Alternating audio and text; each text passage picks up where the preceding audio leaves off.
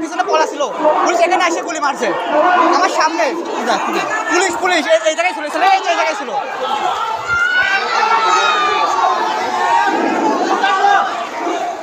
ইতিমধ্যে কুষ্টিয়া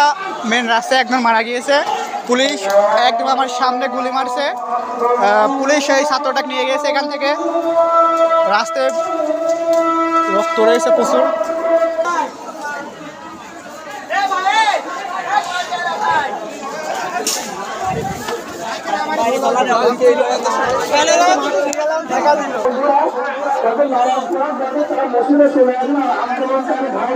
আপনাদের উদ্দেশ্যে বলছি